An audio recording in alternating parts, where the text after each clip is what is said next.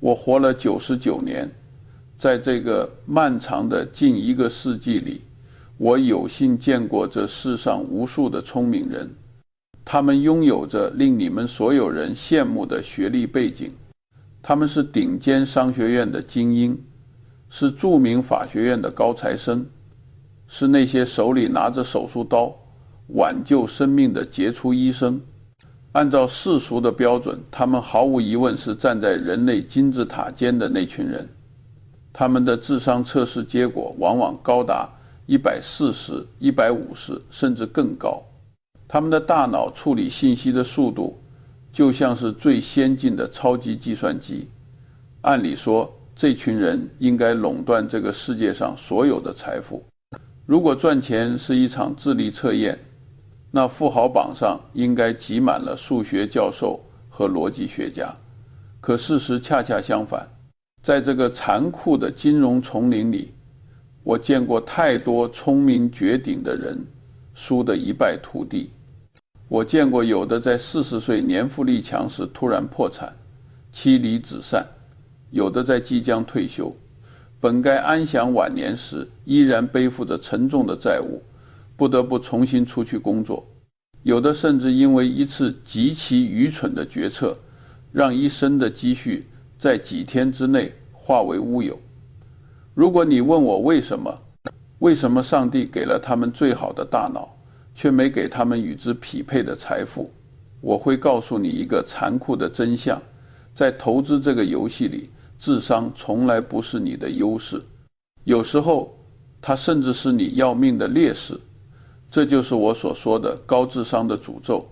你们中的许多人误以为投资是一场智力竞赛，你们以为它像下国际象棋一样，谁能算得更深，谁能记住更多的棋谱，谁就能赢。或者以为它像解决一道复杂的数学题，只要你的公式足够高级，你就能得出标准答案，错得离谱。只有傻瓜才会这么想。投资不是一场智商游戏，它是一场性格测试。它测试的不是你大脑的运算速度，而是你对人性的理解，尤其是对你自身人性的掌控力。艾萨克·牛顿毫无疑问是人类历史上最聪明的大脑之一。他发现了万有引力定律，他发明了微积分，他奠定了现代物理学的基础。但在17世纪那场著名的南海泡沫中，这位科学巨匠输掉了他几乎所有的身家。在那场疯狂的投机潮退去后，他留下了一句名言：我能计算出天体的运行轨迹，但我计算不出人性的疯狂。其实牛顿先生说对了一半，他没算出的不仅仅是别人的疯狂，更是他自己的疯狂。当他看到周围那些比他笨得多的人都发了大财时，他的嫉妒心战胜了他的理性。他那颗聪明的大脑瞬间短路，跟着那群傻瓜一起跳进了火坑。为什么连牛顿这样的人都会输？因为阻碍你致富的从来不是你的脑子不够好用，而是你作为一种动物深深刻在你基因里的本能。我们人类虽然穿上了西装，打着领带，用着智能手机，坐在摩天大楼里办公，但在骨子里，我们依然是几万年前非洲大草原上的那群裸猿。我们的基因里写满了为了生存而进化的本能，看到食物就想立刻吃掉，因为明天可能就饿死了；看到危险就想拼命逃跑，因为慢一步就会成为狮子的午餐；看到别人做什么，我们就想跟着做，因为在那个时代，落单就意味着死亡。这些本能在原始社会经过了数万年的自然选择，是保命的神器，但在现代金融市场里，它们就是让你破产的剧毒毒药。聪明人之所以死得更快，是因为他们往往过度自信。他们以为凭借自己的高智商可以驾驭这些本能，可以战胜市场，可以预测未来。结果呢，他们只是在用更复杂的数学模型，更高级的金融术语，更华丽的逻辑闭环，去犯更低级的错误。他们是拿着火把穿过炸药库，还以为自己手里拿的是照明灯。所以，如果你想致富，我想给你的建议不是去读个经济学博士，也不是去学什么高等数学或者复杂的图表分析。我的建议简单到让你觉得我在侮辱你的智慧，但这是我一生的经验总结。你不需要160的智商，如果你有160，哪怕你卖掉30给别人，只剩下130，你依然可以成为亿万富翁。前提是你必须把剩下的智商全部用来对抗你的动物本能。你不需要学习多么高深的策略，你只需要戒掉3种东西。这3种东西是你人性中最顽固、最让人上瘾，也最具有毁灭性的本能。它们伪装成快乐、勤奋和安全感，潜伏在你的每一次决策里。只要你戒不掉它们，无论你多聪明，你都只是在为市场提供流动性的韭菜。准备好了吗？让我们来看看第一条你需要戒掉的，也是最难戒掉的本能。它通常被我们称之为体面。你需要戒掉的第一条本能，是所有聪明人最难割舍的，我称之为假装富有的快感。这听起来似乎很容易戒掉。我知道你们现在心里在想什么，你们会反驳我，查理，我并没有假装富有，我只是在过一种体面的生活。我努力工作，难道不配享受一点好的东西吗？看，这就是问题所在。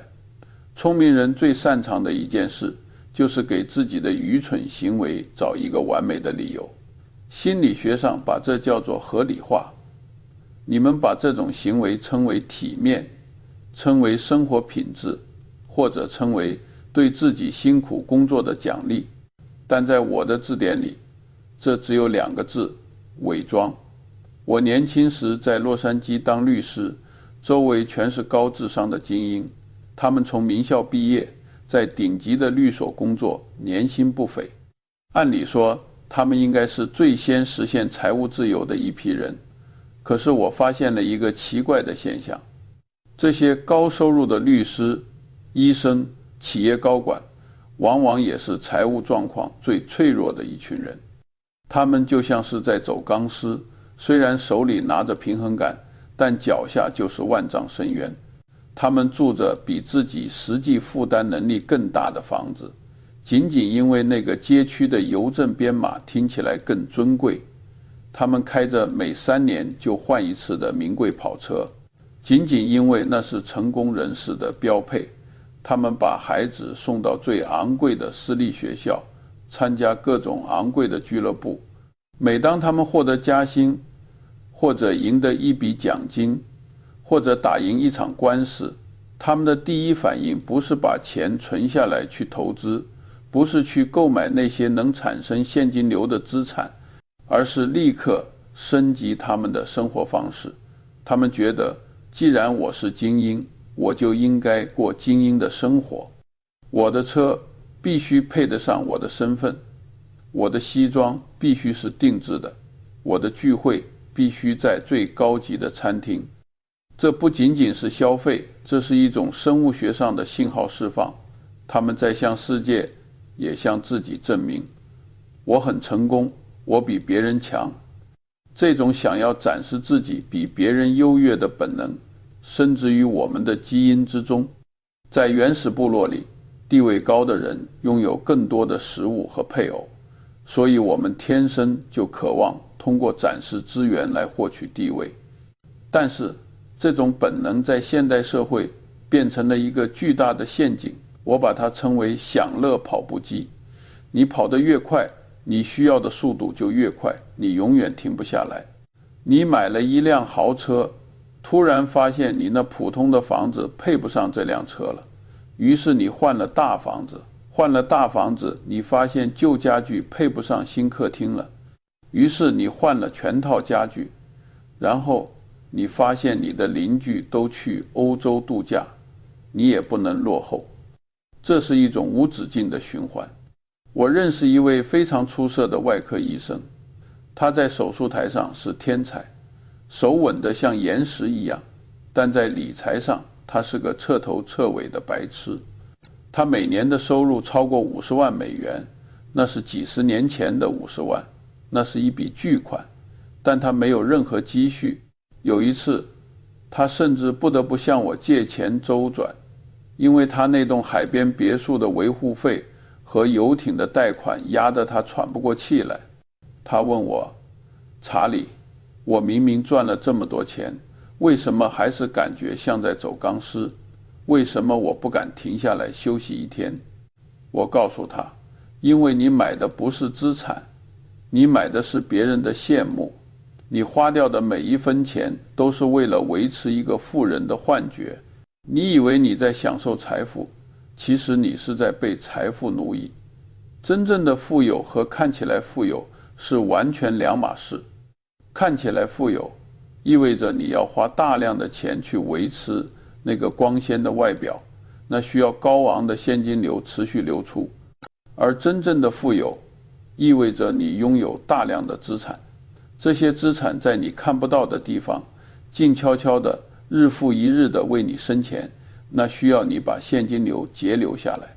这两者在初期是互斥的，你把钱花在了面子上，就没钱去买里子。对于聪明人来说，戒掉这种快感之所以难，是因为他们的自尊心太强了。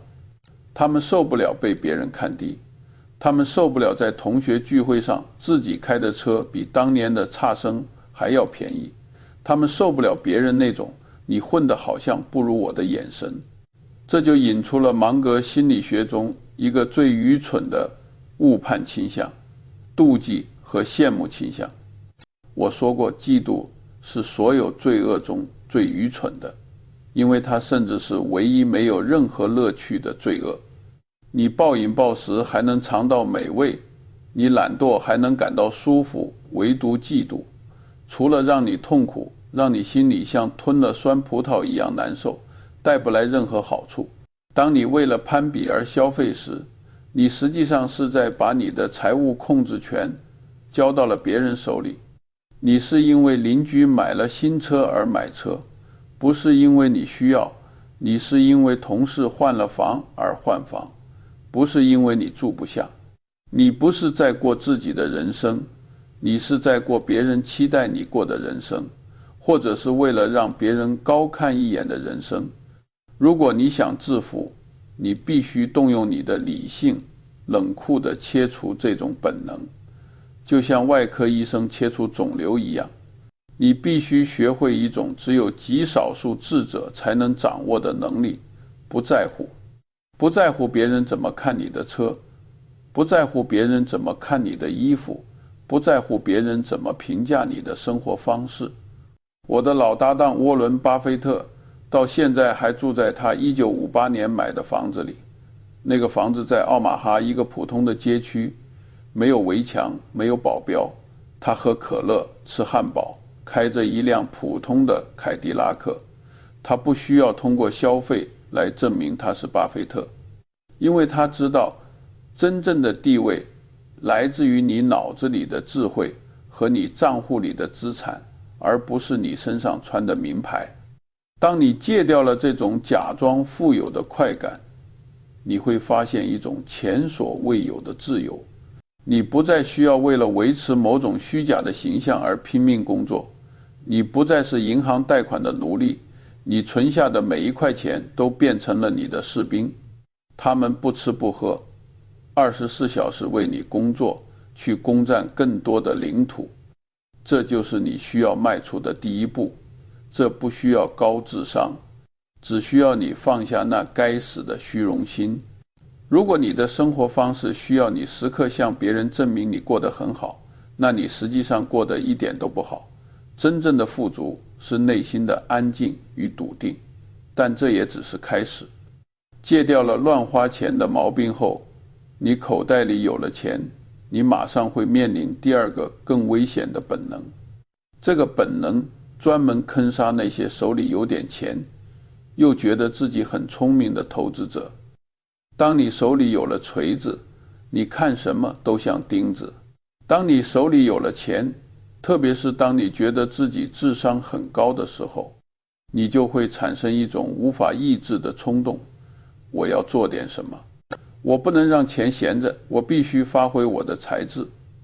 这就是你需要戒掉的第二条本能，乱动的强迫症。这种本能在聪明人身上表现得尤为强烈，因为从小到大，你们受到的教育都在告诉你，勤奋是美德，努力才有回报，你做的越多，得到的就越多。在物理世界里，这是对的。如果你想挖一个坑，你挖得越快，坑就越深。如果你想搬砖，你搬得越勤，赚得越多。但在金融世界里，这个逻辑是完全颠倒的，是反直觉的。在投资中，你动得越多，你赚的往往越少。我见过太多高智商的投资者，他们把股市当成了赌场，把交易当成了娱乐。他们每天盯着那一跳一跳的股价，心情随着红绿线起伏。早晨起来第一件事是看盘，晚上睡觉前最后一件事是看盘。他们买进卖出，追涨杀跌。他们研究各种复杂的图表，画出各种趋势线，听取各种所谓专家的内幕消息。他们觉得自己很忙，很充实，很专业。但在我眼里，他们就像是在笼子里疯狂奔跑的小白鼠，跑得满头大汗，气喘吁吁，却还在原地踏步。为什么聪明人喜欢乱动？因为人类的大脑天生讨厌无聊。对于一个智商150的人来说，让他买入一只好股票，然后像块石头一样坐在那里，盯着它看10年，什么都不做，这简直比杀了他还难受。他会觉得自己的智商被浪费了，他会觉得我这么聪明，我能看出市场的波动，我能高抛低吸，我为什么要傻傻的等？他必须通过频繁的操作来证明自己比市场更优越，证明自己能战胜市场。这是一种智力上的傲慢，正是这种傲慢毁掉了无数人的财富。让我告诉你一个秘密，一个华尔街永远不会告诉你的秘密，因为如果他们告诉了你，他们就得喝西北风了。在这个市场上，真正的大钱从来不是靠买进或者卖出赚来的，而是靠等待赚来的。我和巴菲特之所以能赚钱，不是因为我们有多么频繁的交易，不是因为我们能预测明天的股价，而是因为我们可以拿着一只股票，拿5年、10年，甚至永远。我们甚至有一句玩笑话，叫做把屁股坐穿。这听起来很粗俗，但这才是最高的智慧。当你频繁交易时，你在做2件极其愚蠢的事情，这2件事足以摧毁任何高智商带来的优势。第一，你在打断复利。复利就像是在滚雪球，或者是在种树，它需要时间，需要连续性。你种下一颗种子，它发芽、长叶、开花，结果这需要过程。如果你每隔几天就把树苗拔出来看看根长好了没有，或者每隔几个月就把小树砍了换一种新的树种，那你永远得不到一片森林。你每一次卖出都是把刚长出来的树苗拔断，或者把刚滚起来的雪球砸碎。第二，你在给别人打工。每一次交易你都要支付佣金，都要支付税费。在美国，短期资本利得税是非常高的。如果你1年交易100次，你的大部分利润都贡献给了券商和税务局，你自己承担了所有的风险，而他们拿走了确定的收益。这就是赌场老板最喜欢的赌徒，不管输赢，庄家永远抽水。我认识一个非常有才华的数学家，他在华尔街做量化交易，他的模型非常复杂，充满了希腊字母，连我看着都头大。他每天都在寻找市场微小的定价错误，进行高频交易。他非常辛苦，每天工作16个小时，眼睛里布满血丝。有一年，他很自豪地告诉我，他的年化回报率达到了20%。我问他，扣除所有的交易成本和税费之后呢？他愣住了。后来他回去算了一笔账，发现他的净回报率还不如直接买入标普500指数基金，然后去睡觉。他付出了巨大的智力和体力，结果却是在做无用功。这就是所谓的忙碌的傻瓜。聪明人总是倾向于高估行动的价值，低估耐心的力量。他们以为不动就是懒惰，就是消极。其实，在充满噪音的市场里，能控制住自己不乱动，能在这个充满诱惑的世界里保持静止，这需要极高的自律。这是一种积极的克制，这比忙忙碌碌要难得多。如果你想致富，你必须违背你的直觉，戒掉这种乱动的强迫症。你必须学会享受无聊。如果你的投资过程让你感到了兴奋，感到了刺激，那你多半是在赌博。真正的投资应该像看着油漆变干，或者看着草生长一样无聊。对于聪明人来说，这种无聊是一种折磨，但这正是市场的筛选机制。市场用无聊来筛选掉那些浮躁的人，把财富奖励给那些拥有深度耐心的人。所以，当下次你看到股市大跌，或者听到什么惊天内幕，你的手指忍不住想要点击交易按钮时，请停下来，把你的手绑在椅子上，去读读书，去散散步，去陪陪家人，做任何事都好，就是别去乱动你的账户。只有戒掉了对行动的迷恋，你才能真正理解什么是复利。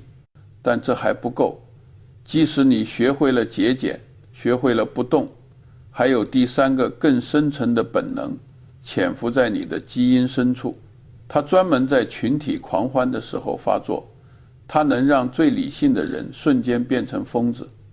你需要戒掉的第3条本能听起来非常反人性，我称之为合群的温暖。人类是群居动物，在几万年的进化过程中，我们的基因告诉我们，待在群体里是安全的，离开群体是危险的。如果你在草原上看到你的同伴都在往一个方向跑，最聪明的做法不是停下来思考为什么，不是去观察狮子在哪里，而是跟着跑。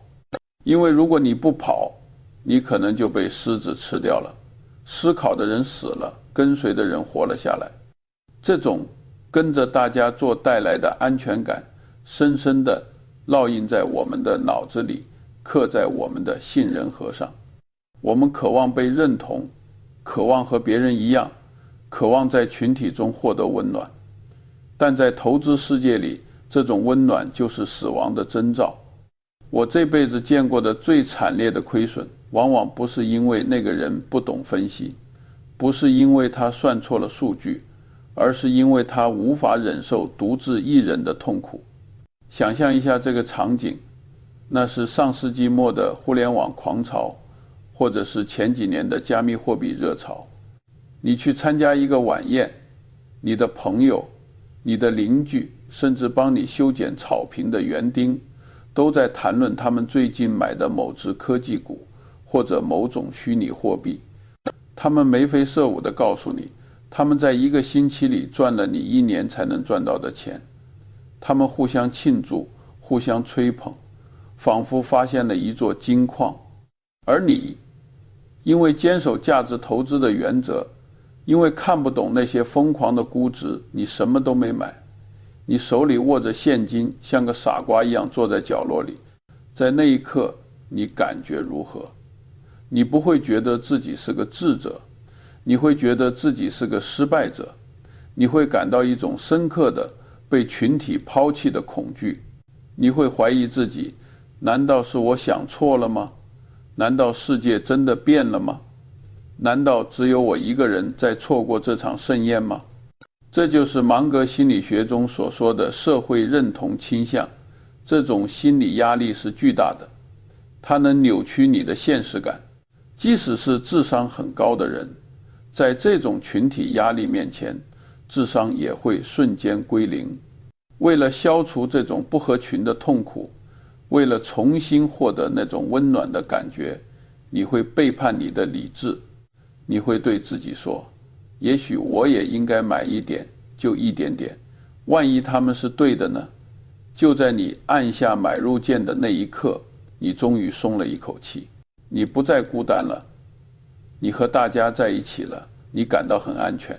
但就在你感到最安全的时候，也就是最危险的时候，投资的一个基本铁律是，如果所有人都看好一个东西，如果所有人都已经买入了，那么还有谁来接盘呢？价格已经被推到了天上，崩盘只在顷刻之间。那些在晚宴上狂欢的人，最后都变成了被收割的韭菜。巴菲特和我之所以能在这个市场上活这么久，不是因为我们比别人聪明，而是因为我们对这种合群的温暖具有天然的免疫力。我们不仅不追求合群，我们甚至享受孤独。当全世界都在买漂亮50股票的时候，我们没买；当所有人都在抢购互联网公司的时候，我们没买；当衍生品泛滥成灾的时候，我们没买。我们被嘲笑过很多次，有人说巴菲特老了，跟不上时代了；有人说芒格太固执了，不懂新经济。在那些疯狂的岁月里，我们看起来像两个被时代抛弃的老古董。如果你是一个需要别人认可才能活下去的人，你是受不了这种嘲笑的。你会屈服，你会加入他们，但你要明白，在投资里，你不需要别人的认可，你只需要事实和逻辑。要想致富，你必须学会做一个怪人，你必须习惯这种感觉。当别人贪婪时，你感到恐惧；当别人恐惧时，你变得贪婪。这说起来容易，做起来极难，因为这违背了你的生物本能。你要戒掉那种寻求共鸣的渴望。你要明白，在投资的道路上，本来就是拥挤的平庸大道和空旷的智慧小径。大多数人选择大道，因为那里人多热闹，有安全感，但那条路的终点是平庸。极少数人选择小径，那里冷清、孤独，甚至黑暗，但那条路的终点是巨大的财富。为了戒掉这个本能，你需要建立一种强大的内部积分卡，这是我和巴菲特经常提到的概念。这个世界上有两种人，一种人使用的是外部积分卡，他们关注的是别人怎么看我，我有没有比别人强。另一种人使用的是内部积分卡，你需要建立内部积分卡。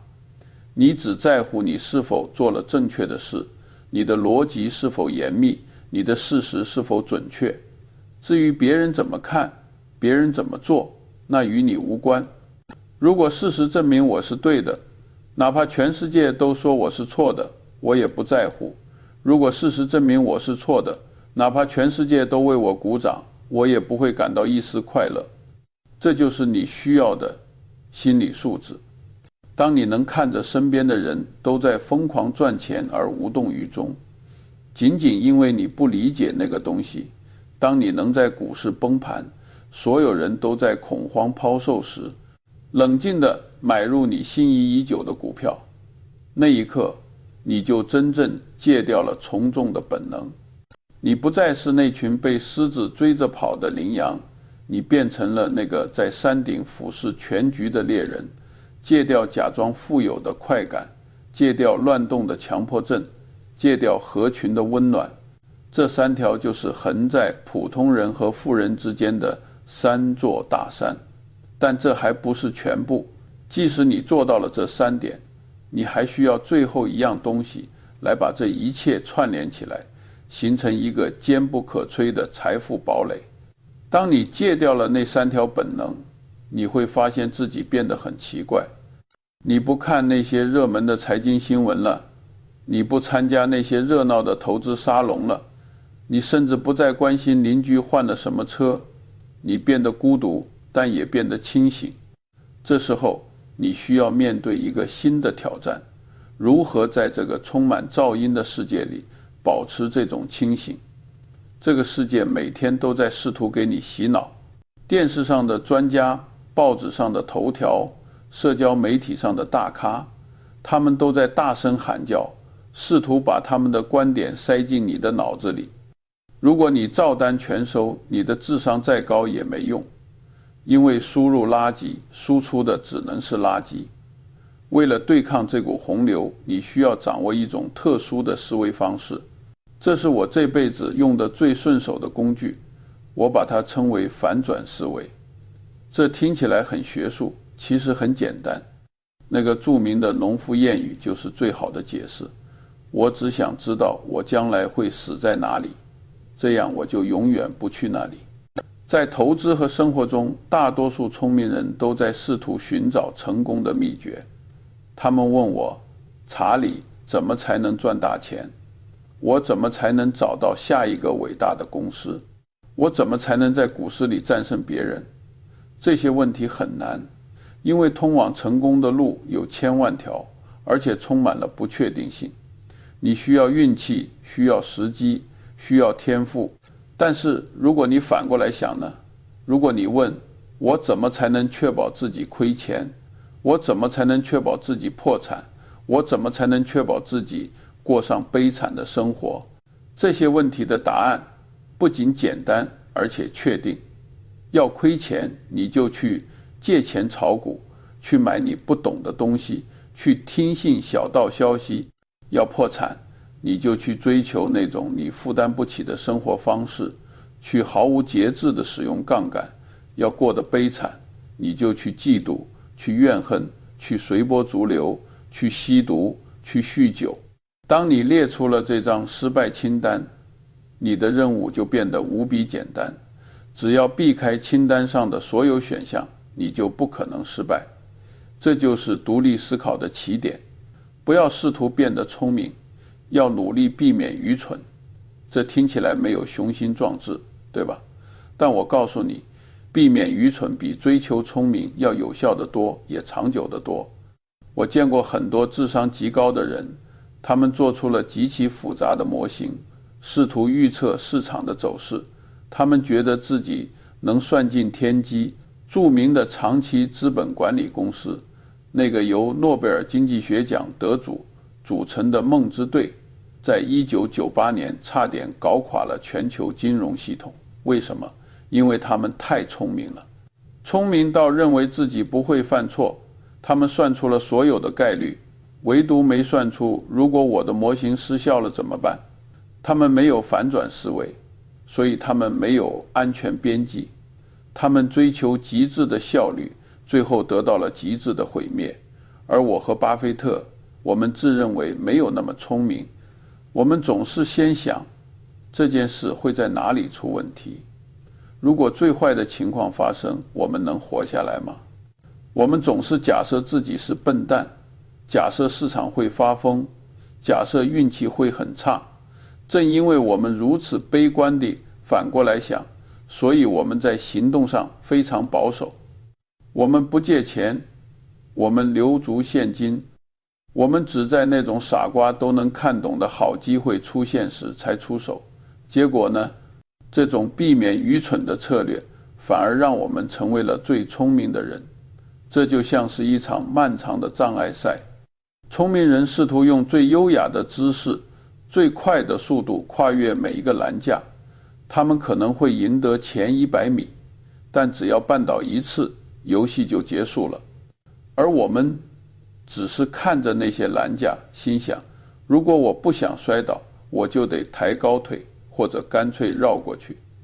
我们走得很慢，甚至有点笨拙，但我们从未摔倒。当那些领跑的聪明人因为体力耗尽或者失误而纷纷倒下时，我们依然在前进。这就是反转思维的力量。它不是让你赢在起跑线上，它是让你赢在终点线上。所以从今天开始，试着反过来思考你的人生，不要问如何变得富有，问问自己如何避免贫穷；不要问如何找到好股票，问问自己如何避开烂公司；不要问如何变得幸福，问问自己如何避免痛苦。当你开始这样思考时，你就建立了一套属于你自己的过滤系统。那些市场的噪音，那些诱人的广告，那些邻居的炫耀，在反转思维的照妖镜下，都会现出原形。你会发现，他们大多是在引诱你走向那个你会死的地方。看穿了这一点，你就拥有了真正的独立思考能力。你不再需要别人的观点来填补你的大脑，因为你已经有了自己的判断标准。但这还不够，有了防守的盾牌，你还需要一把进攻的剑，一把能让你在看准机会时一击必中的剑。当你学会了反向思考，你就有了一面坚不可摧的盾牌，你已经立于不败之地。但要赢得比赛，要实现财富的飞跃，你还需要一把剑，这把剑叫做能力圈。这也是我给你的最后一个建议，也是最违反直觉的一个。华尔街教你要分散投资，要把鸡蛋放在不同的篮子里。他们说这是为了安全，为了降低风险。但我告诉你，对于一个无知者，对于一个不知道自己在做什么的人来说，分散投资确实是保护伞。但对于一个想要致富的人来说，分散投资是收益的稀释剂。真正的智者从不分散，他们极度专注。你需要画一个圈，把你真正懂的东西放在里面，把你是懂非懂或者完全不懂的东西放在外面。这个圈子的大小并不重要，你可以只懂药店，你可以只懂房地产，你甚至可以只懂怎么开一家好吃的汉堡店。重要的是你知道边界在哪里。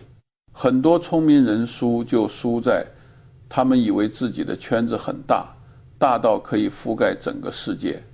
他们什么都想懂，什么钱都想赚，看别人做科技股赚钱他也去买，看别人炒期货赚钱他也去试。结果他们走出了边界，进入了别人的领地，在自己不擅长的领域被那些更专业的人屠杀。而我和巴菲特，我们承认自己的无知。我不懂高科技，我就不碰；我不懂宏观经济预测，我就不看。我们只守着那个小小的圈子，我们像猎豹一样趴在草丛里一动不动。我们在等什么？我们在等那个胖得流油的羚羊慢悠悠地走进我们的圈子。那个机会必须是显而易见的，必须是简单易懂的，必须是赔率极高的。就像棒球比赛里的甜蜜区，球慢悠悠地飞过来，正好在你的球棒最舒服的位置。当这样的机会出现时，我们会怎么做？我们不会像那些所谓的聪明人一样，用茶匙去舀水。我们会拿着水桶冲上去，我们会下重注。这听起来很疯狂，是吗？你们不是说要保守吗？但这才是理性的极致。如果你一辈子都在等待，都在克制，都在避免愚蠢，那么当那个千载难逢的机会终于来临时，你必须有勇气押上你的一切。这就是查理·芒格的投资哲学，极度的耐心加上极度的决心。平时我们要像老生入定一样无聊，但机会来临时，我们要像杀手一样果断。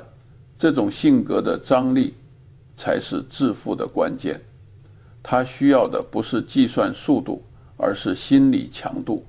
现在回头看看我们走过的路，我们戒掉了假装富有的虚荣，逃离了享乐跑步机，我们戒掉了乱动的强迫症，学会了与无聊共处。我们戒掉了盲目合群的软弱，建立了内部积分卡。我们用反转思维建立了防线，用能力圈锁定了目标。当你把这一切都做到时，你会发现赚钱其实是这个世界上最简单的事情。它不再需要你每天盯着屏幕，不再需要你焦虑的睡不着觉，不再需要你到处打听小道消息，因为你已经建立了一个系统。这个系统不依赖于运气，不依赖于超高的智商，它依赖于常识，依赖于对人性的深刻理解。这就是为什么我说致富不需要高智商，只要你能控制住那些原始的冲动，只要你能保持理性的清醒，只要你能比别人稍微多一点耐心，剩下的就交给时间吧。复利是世界第8大奇迹，但它只为那些配得上它的人工作。我活了99年，看尽了繁华与落寞。我见过身家亿万却每晚失眠的可怜虫，也见过只有普通积蓄却内心富足的智者。最后，我想告诉你，财富的尽头不是豪宅，不是游艇，甚至不是那个巨大的数字。财富的尽头是自由，是可以对你不喜欢的人说不，是可以不做你不想做的事，是可以安安静静地坐在椅子上读一下午书，而不用担心明天的账单，是可以根据你自己的意愿，而不是别人的眼色来安排你的时间。这种自由是上帝给那些能够战胜自己本能的人最高的奖赏。